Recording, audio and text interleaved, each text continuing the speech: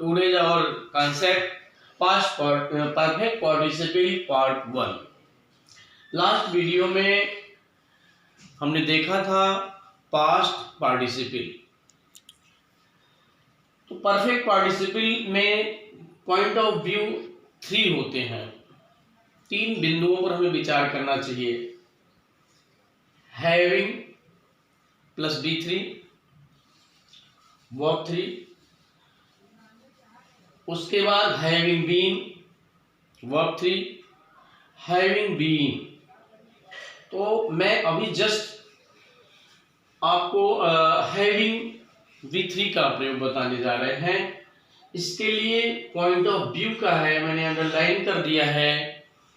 जब एक व्यक्ति 2 एक्शन करे, जब एक व्यक्ति 2 एक्शन करे, यह 2 एक्शन प्रेजेंट पार्टिसिपल में भी सब्जेक्ट करता है, बट वहां वन ऑप्शन आफ्टर कंप्लीटेड, तो दो सेकेंड एक्शन स्टार्ट कर देता है। There is no gap in of time, but in this use first action after completed, second action तुरंत नहीं स्टार्ट किया था। जो सेकेंड एक्शन है उसमें टाइम का गैपिंग होता है।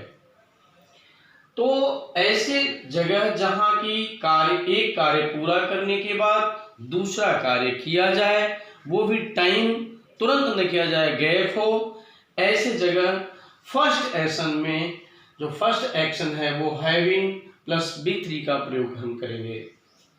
और हिंदी में मैंने 3 वर्ड शुरू से पार्टिसिपल में बता रहा हूं। कर, करके, हुए, हुआ, ये शब्द हिंदी के शब्द में यूज किया जाएगा। तो इसमें स्पेशली आपको करके शब्द यूज किया जाएगा। इसके लिए मैंने स्ट्रक्चर दिया है हैविंग प्लस B3 का मतलब वर्ब का थर्ड फॉर्म ऑब्जेक्ट। फिर सेंटेंस क्या है, सेकेंड एक्शन जो करता है, पूरा सेंटेंस जो होता है उसको लिखा जाएगा। मैंने इसके लिए एग्जांपल दिया है, खाना खा करके। सब्जेक्ट 1 है, कार्य 2 करता है। खाना खा करके एक काम पूरा किया, खाना खाने का। खाना खा करके मैं बिस्तर पर गया। तो इसके लिए क्या करेंगे, हैविंग प्लस वर्ब की थर्ड फॉर्म। खाना खाने के लिए टेकन, टेक, टू, टेकन। वैसे ईट एंड ईटन होता है, लेकिन मॉडर्न इंग्लिश में ये बोलचाल के में स्पीकिंग में टेक ही स्मार्ट बोला जाता है। तो हैविंग टेकन फूड, खाना खा करके आई वेंट टू बेड, बिस्तर पर जाने के लिए टू बेड। सेकेंड एग्जांपल है गीता खाना बना करके। गीता खाना बना करके स्कूल चली गई। अब गीता ही दोनों एक्शन कर रही है, खाने बनाना का एक वर्क कर कंप्लीट किया और फिर स्कूल जाने का काम किया। तो जो फर्स्ट एक्शन होता है उसी में हैविंग और वर्ब थर्ड वर्ब का फॉर्म लगाया जाता है। तो हैविंग कुक्ड फूड, खाना बना करके Gita went to school. Next example है पत्र टाइप करके वह बाजार गया। वह व्यक्ति 2 एक्शन कर रहा है। पॉइंट ऑफ व्यू यही समझने का प्रयास करें। पत्र टाइप करके एक काम टाइप करने का पत्र पूरा कर लिया, फिर वह दूसरा काम किया, बाजार गया। तो ऐसे जगह जहां सिंगल सब्जेक्ट हो, एक्शन 2 हो, एक काम कंप्लीट करके दूसरा करे, तो हैविंग B3 का प्रयोग किया जाता है। यहां भी हैविंग टाइप्ड लेटर, पत्र टाइप करके ही वेंट टू मार्केट। अगला है लाइट बंद करके। लाइट बंद करके मैं अपने मित्र के घर गया। लाइट बंद करना एक काम पूरा हो गया लाइट बंद करने का, और दूसरा काम मैंने क्या किया, अपने मित्र के घर गया।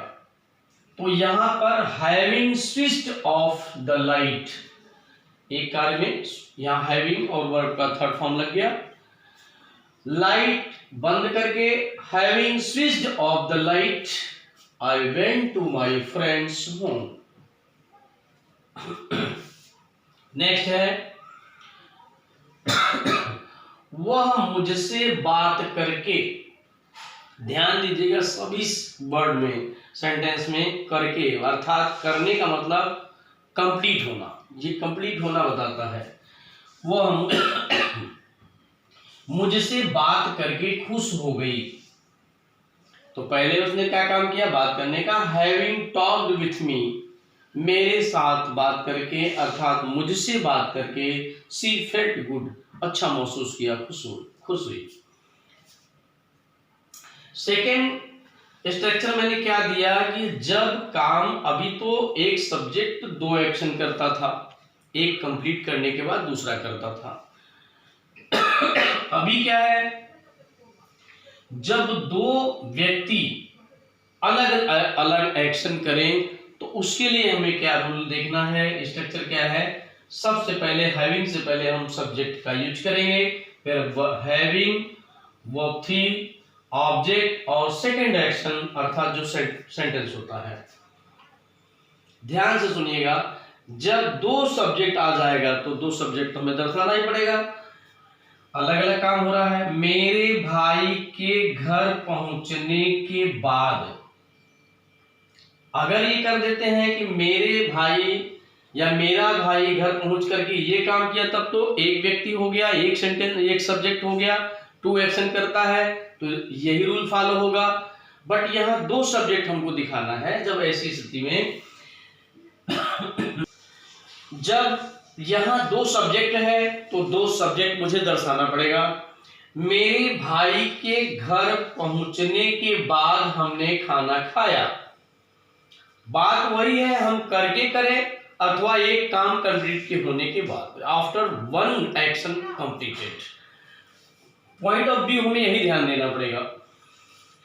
अब मेरा भाई एक काम, ये को मेरा भाई सब्जेक्ट है, एक काम कर लिया कि वो घर पहुंच गया, उसके बाद हम लोगों ने खाना खाया, तो दो सब्जेक्ट हो गया।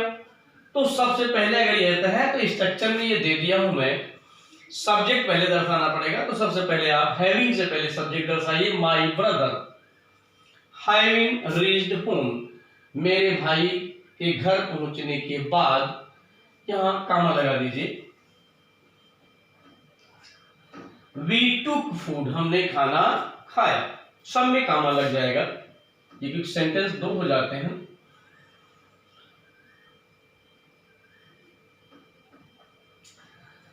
तो इसी प्रकार से मेरे मित्र के कार्य समाप्त करने के बाद, मेरे मित्र के कार्य समाप्त करने के बाद मैं उसके साथ स्कूल गया। पहले काम कौन किया, मेरा मित्र किया, तो माय फ्रेंड सब्जेक्ट हो गया। My friend having finished his work, my friend having finished his work, मेरा भाई अपना कार्य समाप्त किया।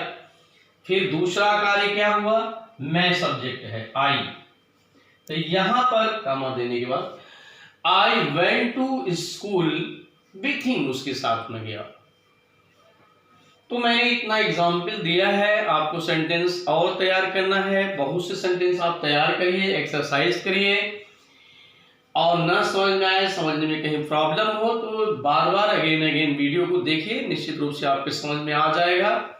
पार्टिसिपल वास्तव में स्पोकन के लिए, अपनी इंग्लिश भाषा के लिए बड़ा ही नेसेसरी ग्रामर में मायने रखता है, बहुत इंपॉर्टेंट चीज़ है, और इसके ज़रूरत आपके सर्विस में भी पड़ती है। जो एग्ज़ाम और ये होते रहते हैं आपके एग्ज़ाम्स सर्विस के लिए, उसमें भी बहुत सी ये चीज़ें पूछी जाती हैं।